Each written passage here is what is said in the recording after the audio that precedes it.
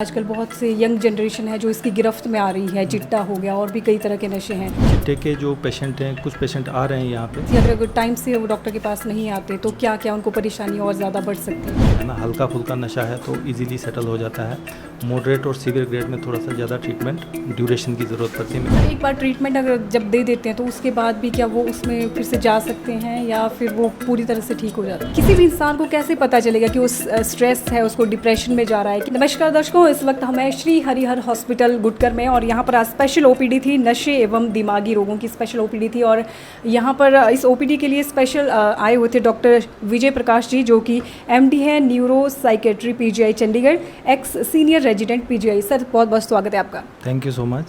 Sir सबसे पहले हम ये जानना चाहते हैं कि किसी भी इंसान को कैसे पता चलेगा कि उस स्ट्रेस है, उसको डिप्रेशन में जा रहा है? क्या क्या सिम्टम्स रहते हैं? स्ट्रेस में यूजुअली जो टिपिकल सिम्टम्स रहते हैं मैडम, एक तो जैसे इरिटेबिलिटी, चिड़चिड़ापन रहता है, और बायो फंक्शन में डिस्टर्बेंसेस आती हैं, ठीक से नींद ना आना, किसी एक चीज़ के प्रति लगातार जो वो दिमाग में बातें चलती रहना, और जैसे ठीक से भूख ना लगना, है ना, प्लस अटेंशन, कंसंट्रेशन, किसी चीज़ पे, काम पे फोकस ना कर पाना, वो इस चीज़ के मेन लक्षण रहते हैं। कई बार याददाश्त में भी प्रॉब्लम आनी शुरू हो जाती है, एनर्जी लेवल डिप कर जाता है ना। सो ये कुछ मोटे मोटे जो लक्षण होते हैं जिसको हम कहते हैं स्ट्रेस, है ना, तो ये लक्षण रहते हैं जी। सर अगर वो टाइम से डॉक्टर के पास आ जाते हैं तो क्या वो सिम्टम्स गायब हो जाते हैं या वो पूरी तरह से ठीक हो जाते हैं?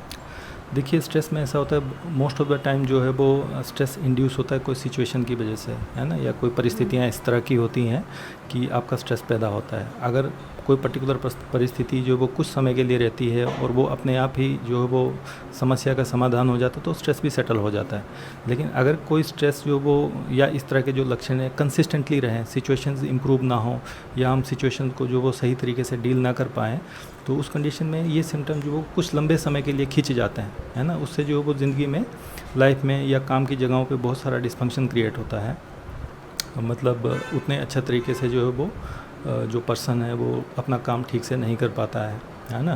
सो अगर ये सिम्टम जो वो लगातार रहते हैं 2 हफ्ते, 3 हफ्ते, 4 हफ्ते, तो डेफिनेटली जो वो हमें ट्रीटमेंट सीख करना चाहिए, क्योंकि ये जो सिम्टम्स हैं ये ब्रेन को भी नुकसान करते हैं और आपकी फंक्शनैलिटी को भी इम्पेयर करते हैं। मैं यही पूछना चाह रही थी, अगर टाइम से वो डॉक्टर के पास नहीं आते तो क्या क्या उनको परेशानी और ज़्यादा बढ़ सकती है? चीज़ें थोड़ी सी और बिगड़ सकती हैं, उदासी के लक्षण आ सकते हैं, मूड में चेंजेस आने शुरू हो सकती हैं, और हो सकता है जो भी पर्टिकुलर सिचुएशन है उसको कोप अप करने में भी पेशेंट को ज़्यादा दिक्कतें आ सकती हैं, जिससे चीज़ें थोड़ी सी बद से बदतर हो सकती हैं।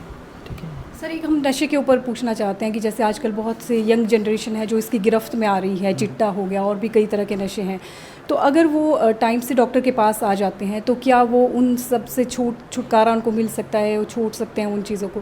बिल्कुल, डेफिनेटली। चिट्टे के जो पेशेंट हैं, कुछ पेशेंट आ रहे हैं यहाँ पे, है ना, जो कि काफ़ी लंबे टाइम से नशा कर रहे हैं, और बहुत सारे चिट्टे के पेशेंट इस तरह के हैं जिनको ट्रीटमेंट की ज़रूरत है, लेकिन उन्हें मालूम नहीं है कि ट्रीटमेंट जो वो कहाँ पे मिलता है और कैसे उसका ट्रीटमेंट संभव है। सो कुछ पेशेंट है जो हल्के फुल्के नशे से ग्रस्त हैं, है ना, उनका ओपीडी बेसिस पे बड़े आसानी से इलाज हो सकता है। कई तरह के प्रोसीजर्स होते हैं जिसमें डिटॉक्सिफिकेशन है और काउंसलिंग है, ठीक है ना। तो यहाँ पे जो हम फैसिलिटी प्रोवाइड कर रहे हैं वो डिटॉक्सिफिकेशन की है, और हो सकता है काउंसलिंग भी स्टार्ट करें।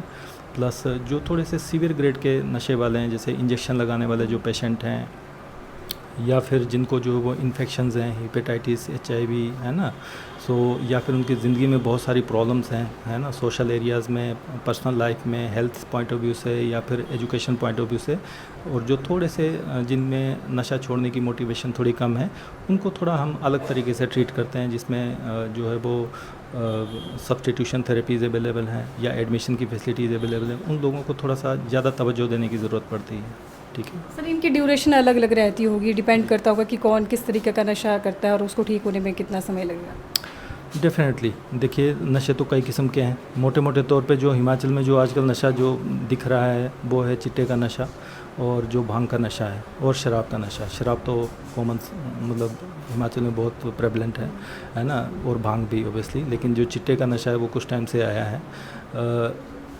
जैसे मैंने बताया आपको कि जो भी नशा होता है उसकी ग्रेड्स हैं, है ना। हल्का फुल्का नशा है तो इजीली सेटल हो जाता है। मॉडरेट और सीवियर ग्रेड में थोड़ा सा ज़्यादा ट्रीटमेंट ड्यूरेशन की ज़रूरत पड़ती है। मैं भी अगर हम किसी पेशेंट को एडमिट करते हैं तो 10-15 दिन या 2 या 3 हफ्ते एटलीस्ट इतना टाइम जो है वो हमें पेशेंट को एडमिट रखना पड़ता है, काउंसलिंग करनी पड़ती है और जो ट्रीटमेंट के जो प्रोसीजर हैं जैसे डिटॉक्सिफिकेशन हो गया, मेंटेनेंस थेरेपीज़ होगी या एंटी क्रेविंग थेरेपीज़ होगी, उस तरह की ट्रीटमेंट हमें प्लान करनी पड़ती है। सर एक बार ट्रीटमेंट अगर जब दे देते हैं तो उसके बाद भी क्या वो उसमें फिर से जा सकते हैं या फिर वो पूरी तरह से ठीक हो जाते हैं? देखिए किसी भी ट्रीटमेंट का जो वो 100% तो मैं नहीं कहूँगा, है ना। Over a period of time जो है वो कुछ पेशेंट जो वो जैसे फॉर एग्जांपल कोई एक पर्टिकुलर थेरेपी है तो उसमें जो वो सक्सेस रेट हो सकता है 50 to 70% हो, है ना। लेकिन 100% किसी का रिज़ल्ट जो वो ऐसा नहीं है ना। रिलैप्सिस होते हैं, हो सकता है एक पेशेंट जो वो 6 महीने बिल्कुल ठीक रहे और 6 महीने के बाद जो वो हो सकता है कोई ऐसी सिचुएशन आ जाए फिर दोबारा से रिलैप्स कर जाए, है ना, और फिर दोबारा से जो वो ट्रीटमेंट सीख करें और फिर दोबारा उनकी लाइफ जो वो ट्रैक पे हो, है ना। सो सक्सेस रेट 100% तो नहीं कह सकते, लेकिन हाँ बहुत सारे केसेस में जो वो हम 70-80% जो वो सक्सेस रेट अचीव कर लेते हैं। सर कोई मैसेज देना चाहें यूथ को आप? यही मैसेज है कि सबसे पहले तो इस चीज़ से दूर रहें, है ना, क्योंकि इस चीज़ की वजह से जो है वो आपके बहुत सारे ज़िंदगी के डोमेन्स में डिफ़िकल्टीज़ पैदा होंगी, है ना। चाहे वो हेल्थ का मामला हो, एजुकेशन का मामला हो, सोशल एरिना में, काम धंधे के मामले में हो, पर्सनल लाइफ के मामले में हो, है ना, और किसी भी मामले में नशे की वजह से जो वो बहुत सारी ज़िंदगी में प्रॉब्लम्स खड़ी होती हैं। हमें उस चीज़ से डेफिनेटली दूर रहना चाहिए और अगर कोई इसमें फंस ही गया है तो जितना जल्दी हो सके हमें इसका ट्रीटमेंट सीख करना चाहिए, चाहे आपको कहीं पे भी मिलता है। ठीक है जी। तो हरिहर हॉस्पिटल ने यहाँ पे ये सुविधा स्टार्ट की है ना, तो यहाँ पे भी आप ये सुविधा ले सकते हैं। Thank you sir. Thank you. Facebook पर पोलस्टार हिमाचल का पेज लाइक करें और यूट्यूब पर हमारा चैनल सब्सक्राइब करना ना भूलें।